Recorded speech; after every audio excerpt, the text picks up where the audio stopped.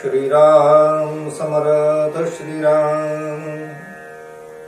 शुका सारिखे पूर्ण वैराग्य जाचे, वशिष्ठा परिज्ञान योगेश्वराचे। कवी वाल्मिका सारिखा मान्य ऐसा, नमस्कार माझा सद्गुरु रामदासा। मला वाटते अंतरित्वा वसावे, तुझ्या दासबोधासित्वा बोध व्हावे। अपत्या परी पाववी प्रेम ग्रासा, महाराज या सद्गुरु रामदासा। जय जय रघुवीर समर्थ, सब संतन की जय। भारत माता की जय। श्रोता वक्ता श्रीराम समर्थ श्रीराम। उपस्थित सर्व आदरणीय साधक बंधू आणि भगिनींनो, दशक 18 समास 7 कालपर्यंत आपण पाहिला। आज आपण दशक 18 समास 8 हा समास आपण आज अभ्यासणार आहोत। या समासाच्या लिखाणाचं प्रयोजन समर्थांनी परब्रह्माची प्राप्ती होणे हे जीवनाचं ध्येय असावं आणि ते ध्येय प्राप्त करण्यासाठी समर्थ या समासामध्ये नाना प्रकारच्या देवांची कल्पना आपल्याला देतात। श्री समर्थ प्रत्यक्ष काय म्हणतात ते पाहूया। श्रीराम समर्थ श्रीराम। ब्रह्म निराकार निश्चळ, आत्मा सविकार चंचळ, तया समती सकल देव ऐसे श्रीराम। देवाचा ठावची लागेना, एक देवने मस्तकळेना, बहुत देवी अनुमानेना, एक देव श्रीराम। म्हणून विचार असावा, विचारे देव शोधावा, बहुत देवांचा गोवा पडोच नये श्रीराम।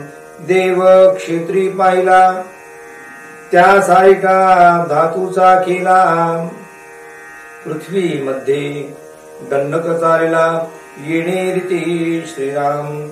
नाना प्रतिमा देवांची मूळ, तो हा क्षेत्र देवची केवळ, नाना क्षेत्री भूमंडळ शोधून पहावे श्रीराम। जय जय रघुवीर समर्थ। श्री समर्थांनी या समासामध्ये आपल्याला अंतरात्मा देवाला महत्व दिलेलं आहे। अंतरात्म्याचंच निरूपण या समासात समर्थ करतात। ईश्वराच्या अस्तित्वाबद्दल मानवाला जिज्ञासा आहे, कारण जो निर्माण करणारा हा परमेश्वर आहे, तर तो निर्माण करणारा परमेश्वर आपण जाणला पाहिजे असं प्रत्येकाला वाटते। निर्मिती आमच्या डोळ्यांनी दिसते, पण तो जो निर्मिक आहे तो दिसत नाही। म्हणून समर्थांनी 4 प्रकारच्या देवांची उल्लेख या ठिकाणी केलाय। पहिला देव प्रतिमा देव, जो आम्ही देवघरात पुजतो, त्यांच्या मूर्त्या तयार करतो, काही धातूंच्या काही मातीच्या, अशा मूर्ती तयार करून जी पूजा केली जाते, समर्थ त्याला प्रतिमा देव असं म्हणतात। समर्थांनी दुसरा देव, ही प्रतिमा कोणाची, तर त्याचा विचार केला जो ती प्रतिमा अवतारी पुरुषांची, म्हणून दुसरा देव समर्थांनी अवतार म्हटलेला आहे। तिसरा देव जो अंतरात्मा म्हणजे आपल्या सगळ्यांच्या हृदयामध्ये वास करतो, तो चंचल असलेला अंतरात्मा, तो तिसरा देव। आणि चौथा देव म्हणजे परब्रह्म, निश्चळ परब्रह्म, असे 4 देवाचा उल्लेख समर्थांनी ओवी क्रमांक 4 ते 8 मध्ये केलेला आहे, तो आपण पाहणार आहोत। समर्थांनी म्हटलंय, या प्रतिमा देवाची मूळ, तो हा क्षेत्र देवची केवळ, नाना क्षेत्री भूमंडळ शोधून पाहावे श्रीराम। आपल्या डोळ्याने दिसणारा जो देव आहे, तो देव प्रतिमा देव आहे, कारण आमची श्रद्धा मूर्तीवर आहे। पण समर्थ म्हणतात, मूर्ती ही कोणत्या तरी अवतारी पुरुषाची आहे. ती रामाची असेल, ती कृष्णाची असेल, ती हनुमंताची असेल, ती दत्तात्रयांची असेल, ती देवीची असेल, ती शंकराची असेल. शेवटी सगळे देव जे आहे ते अवतारी देव आम्ही ते प्रतिमेमध्ये आणून ठेवले. म्हणून समर्थ इथे म्हणतात नाना प्रतिमा देवांची मूळ. आता या प्रतिमा देवांचं मूळ कुठे जावं लागेल? तो क्षेत्र देवची केवळ. क्षेत्र म्हणजे शरीर. या शरीरामध्ये वास करणारा जो देव आहे याचा अर्थ चंचल आत्मा, याला देव समर्थांनी म्हटलं.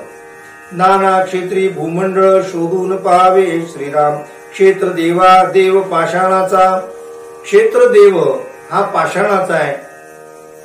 विचार पाहता तयाचा तंतू लागला मुळाचा अवताराकडे श्रीराम. मग या मूर्तीमध्ये असलेला जो देव आम्ही मानतो, तिला आम्ही आवाहन करतो, प्राचारण करतो, तिची प्राणप्रतिष्ठा करतो त्या मूर्तीची.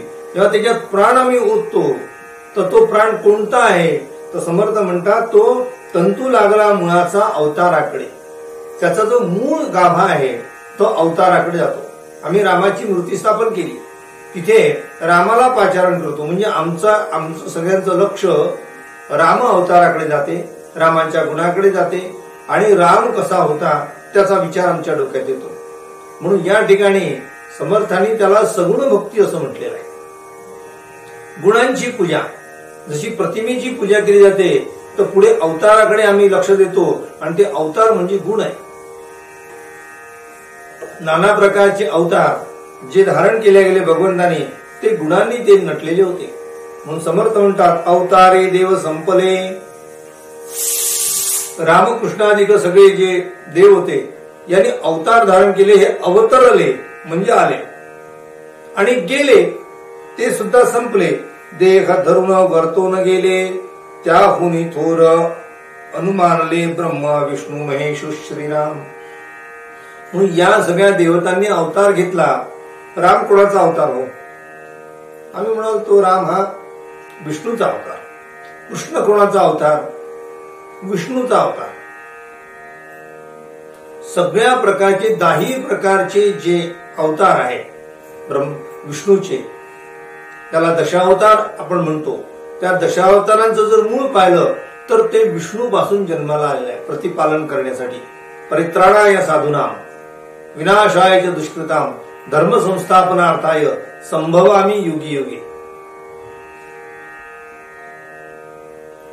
जेव्हा गरज असेल तेव्हा भगवंताने अवतार धारण केला आणि त्यांनी अवतार पुन्हा कार्य संपल्यानंतर ते निघून गेले.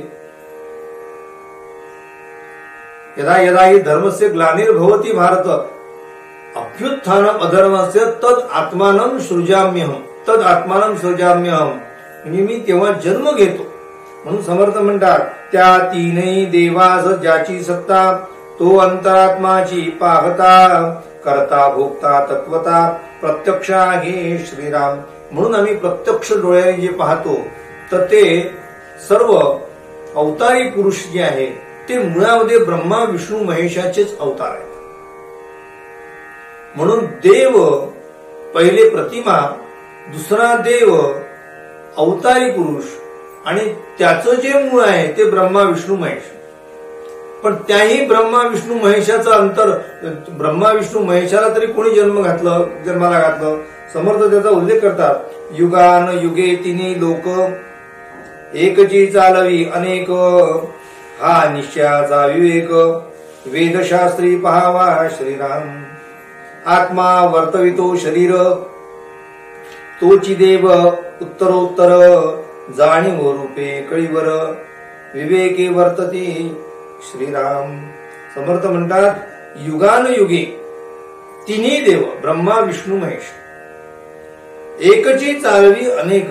ते एक होते, त्यांनी अनेक अवतार धारण केले. हा निश्चयाचा विवेक शास्त्रीय निरूपिला आणि तो सगळ्यांमध्ये असलेला परमात्मा तो एक आहे. आत्मा वर्तवितो शरीर, शरीरामध्ये तो अंतरात्मा आहे, तो शरीर चालवतो. तोची देव उत्तरोत्तर जाणीव रूपे कळीवर विवेके वर्तवी श्रीराम तो अंतरदेव चुकवी तो अंतरदेव चुकती धावा घेऊन तीर्थे जाती प्राणी बापुडे कष्टती देवास नेणता श्रीराम. अनेक लोक या अंतरात्म्याला ओळखत नाही. म्हणजे जो देहामध्ये निश्चळ परब्रह्म तत्व जे नटलेलं आहे त्याला आपण विसरून जातो आणि आम्ही देवांच्या मागे तीर्थयात्रा करत फिरतो. कारण इथे खरा देव आमच्या ठाई न पडल्यामुळे आपल्याला तिथे जावं लागते. मग इथे कर्मठपणा येतो आणि त्या कर्मठपणातून आम्ही शेवटी तिथे जाऊन पाहतो की आम्ही देवाला जातो खरी, पण शेवटी ती पाणी आणि पाषाण जेथे तेथे. कुठेही जरी देवाला गेले तर आम्हाला तिथे काय दिसणार आहे?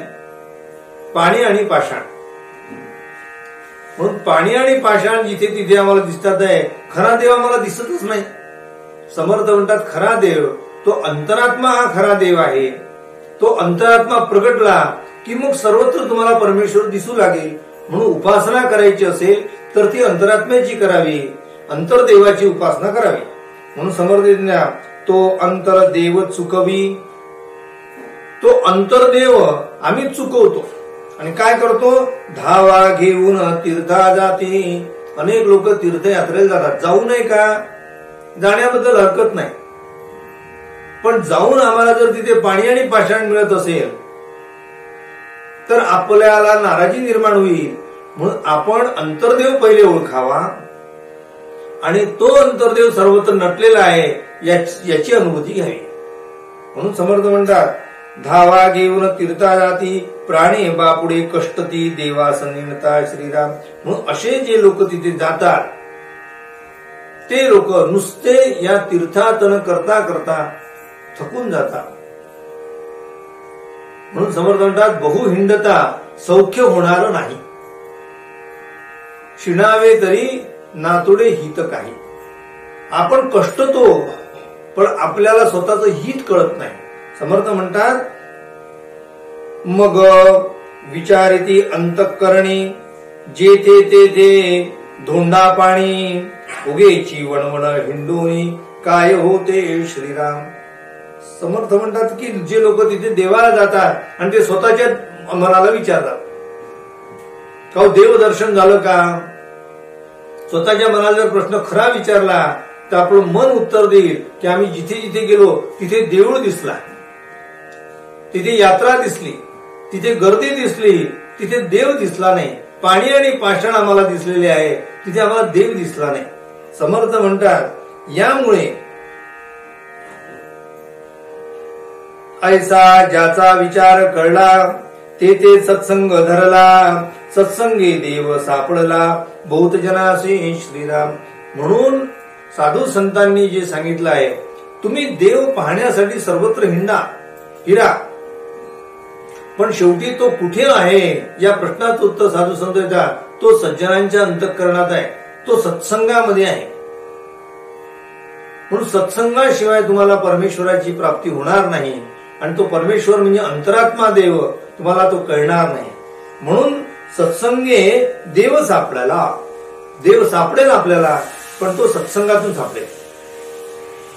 ऐसी ही विवेकाची कामे विवेके जाणतील नेमे, अविवेके भुलले भ्रमे त्यास कळेना श्रीराम.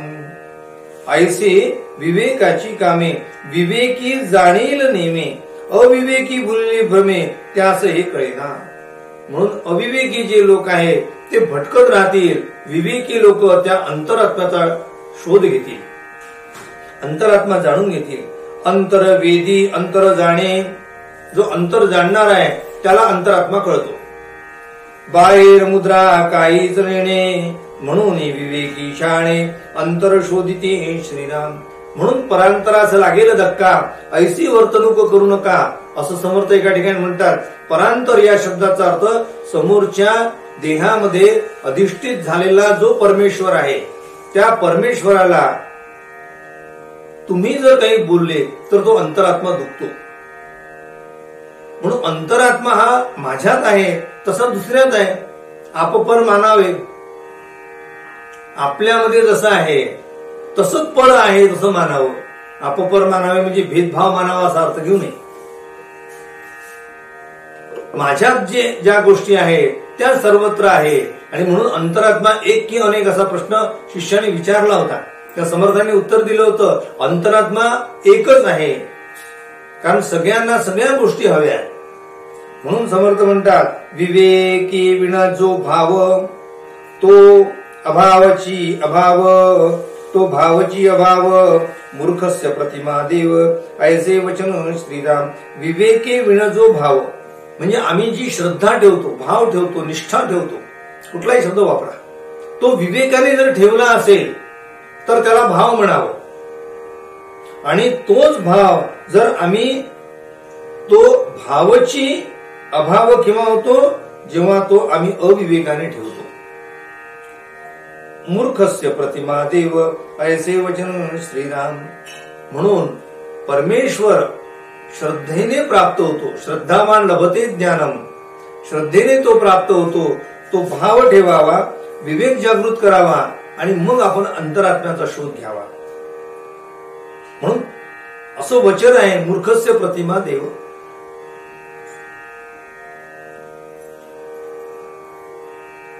पाहत समजत शेवटा गेला, तोची विवेकी भला, तत्वे सांडून पावला, निरंजनी श्रीराम. निरंजन याचा अर्थ निर्विकार, निराकार असलेला तो परब्रह्म. तो निरंजन आहे, त्याला कशाचे अंजन नाही, कशाचाही दोष नाही, तो कशाने लिप्त झालेला नाही आहे. तो निर्विकारी आहे, निर्गुण आहे, निश्चळ आहे. असा जो परमेश्वर आहे त्या परमेश्वराचा तुम्हाला शेवटी ठाव लागेल. पाहता समजत शेवटा. आम्ही जायचं असेल तर तसं सहज जायचं नाही, पहिले पाहून घ्यावं आणि मग जावं. जसं आम्ही एखाद्याच्या घरी जायचं असेल तर पहिले त्याचं नाव पाहतो, त्याला ओळखतो, त्याला जाणतो, त्याच्या घरचा पत्ता पाहतो आणि नंतर आम्ही त्याच्या शोधासाठी जातो. तसं जर तुम्ही जर एखाद्या शहरामध्ये एखाद्या व्यक्तीला शोधायचं असेल तर तो तुम्हाला सापडेल का हो? ज्याला सापडायचं आहे पहिले कोणाला सापडायचं आहे त्याचा पहिले शोध घ्यावा लागेल. म्हणजे त्याचं नाव शोधावं लागेल, त्याला जाणून घ्यावं लागेल, त्याचे लक्षणं समजून घ्यावी लागतील. आणि ते सगळे समजल्यानंतर पुढे मात्र त्याचा पत्ता घ्यावा लागेल. तो कुठे आहे? समर्थांनी उत्तर दिलं, सत्संगी देव सापडला, तो त्याचा पत्ता आहे. परमेश्वराचा पत्ता लावायचा असेल तर परमेश्वर कसा आहे, तो अंतरात्मा हा परमेश्वर आहे आणि त्याचा पत्ता त्या समर्थांनी ते लिहून दिलेला आहे, सत्संगी देव सापडला. सत्संगामध्ये देव सापडतो, तो त्याचा पत्ता आहे. म्हणून समर्थ म्हणतात, हे सगळं कधी होईल? विवेकी, तोची विवेकी बला, तत्वे सांडून पावला निरंजनी. सगळे 82 तत्वाची झाडा करा आणि मग नंतर तुम्हाला निरंजनाचा शोध लागेल. अरे जे आकारासी येते ते अवघे नासून जाते, मग गलबल्या वेगळे येते, परब्रह्म जाणावे श्री. आमच्या डोळ्याने जे जे दिसते डोळ्याने तो सगळा गलबला आहे. समर्थ म्हणतात, हा सगळा गोंधळ आहे, ही सगळी माया आहे. आणि म्हणून जे आकारात आलेलं आहे ते संपणार आहे. म्हणून निराकारावर आमची श्रद्धा बसली पाहिजे, निराकारावर आपलं चित्त स्थिर झालं पाहिजे. चंचळ देव निश्चळ ब्रह्म. देवाला काय म्हटलंय? चंचळ म्हटलेलं आहे. प्रतिमा देव कालांतराने नष्ट होणार. अवतारी देव कार्य संपल्यावर जाणार. मग राहणार कोण आहे? चंचल देव. तो आज दिसतोय, उद्या दिसणार नाही आहे. म्हणून जो निराकारी परब्रह्म निश्चळ परब्रह्म आहे तो खरा देव आहे, त्याचा शोध घ्या. चंचळ देव निश्चळ ब्रह्म, परब्रह्मी नाही भ्रम, प्रत्यय ज्ञाने निर्भ्रम, होई जे ते श्रीराम.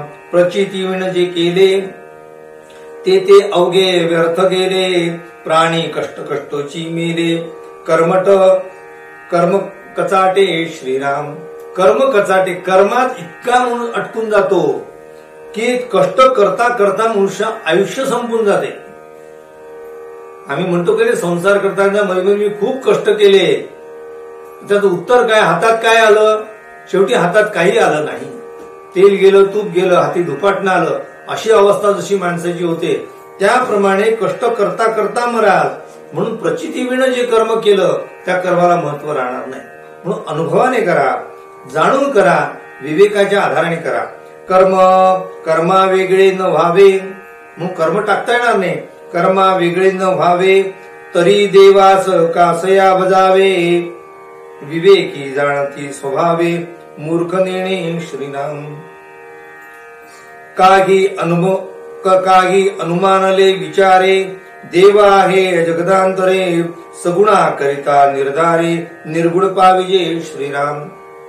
आम्ही कर्म करतो, सगुणाची भक्ती करतो, तिथे उपासना, त्यानंतर ज्ञान.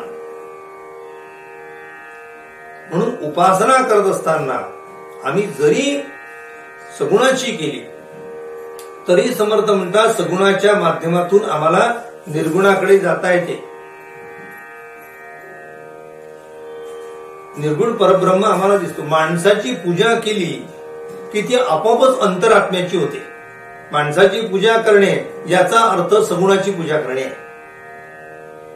आणि त्याची पूजा करता करता तो अंतरात्मा जो बसलेला आतमध्ये आहे त्याची आपोआप पूजा होते. निर्गुणाची पूजा करण्याची गरज नाही, तो पूजा पावतो. आपण पूजा करणे ही शेवटी सगुण आहे. म्हणून समर्थ म्हणतात आहे, सगुण पाहता मुळास गेले, सहजची निर्गुण पावला. संग त्यागे मोकळा झाला, वस्तुरूप श्रीराम. जेव्हा संघाचा त्याग होऊन जाईल, म्हणजे आकाराचा त्याग होईल, तेव्हा शेवटी मात्र आम्हाला वस्तू सापडेल. आणि ती वस्तू म्हणजे परब्रह्म सापडेल. म्हणून अंतरात्म्याची पूजा करा असं समर्थ म्हणतात. परमेश्वरी अनुसंधान लाविता होई जे पावन, मुख्य ज्ञानाची विज्ञान पाविजे ते श्रीराम. मुख्य ज्ञानाची विज्ञान होते, मुख्य ज्ञानाची विज्ञान होते.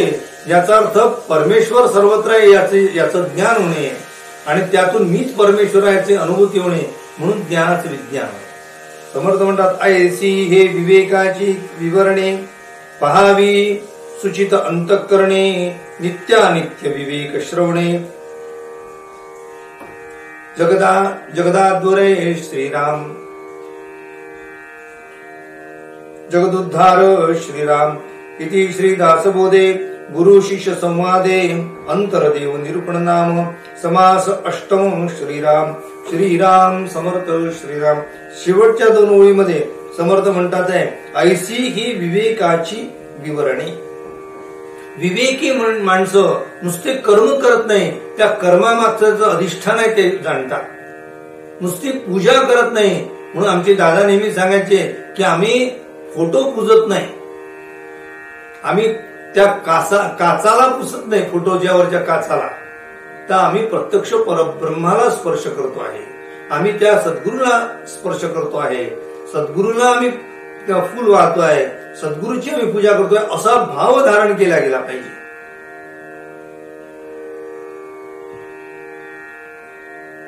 न पाषाणे विद्यते देव न मृण्मय, भावोही विद्यते देव तस्मात भावोही कारणम. तो देव नेमका कुठे आहे? भाव तिथे देव. म्हणून समर्थांनी अंतरात्म्याला तुम्ही जाणलं की तुम्हाला तो अंतरात्मा सर्वत्र नटलेला दिसू लागेल. मग कोणाचं तुम्ही मन दुखवणार नाही, कोणाला तुम्ही त्रास देणार नाही. कारण तुम्ही दिसणारा जो आकार आहे तो नष्ट होणार आहे, पण तो निराकार तोच बसलेला आहे. म्हणून त्या निराकाराची उपासना करावी.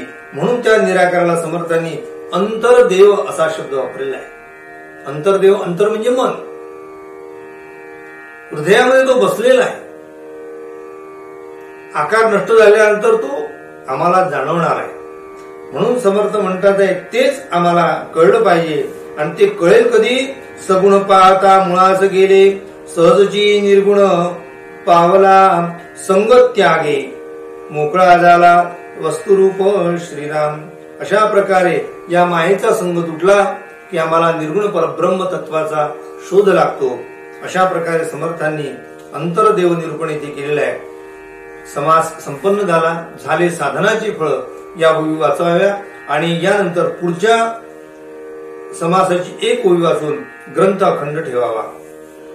श्रीराम समर्थ श्रीराम वंदुनिया आदि पुरुष बोलो निद्रेचा विलास निद्रा आलिया सावकाश जाणार नाही. श्रीराम जय जय रघुवीर समर्थ. उपासनेला दृढ चालवावे भूदेव संतासी सदा नमावे. सत्कर्म योगे वय घालवावे सर्वामुखी मंगल बोलवावे. जय जय रघुवीर समर्थ. सब संतन की जय. भारत माता की जय. श्रोता वक्ता श्रीराम समर्थ श्रीराम.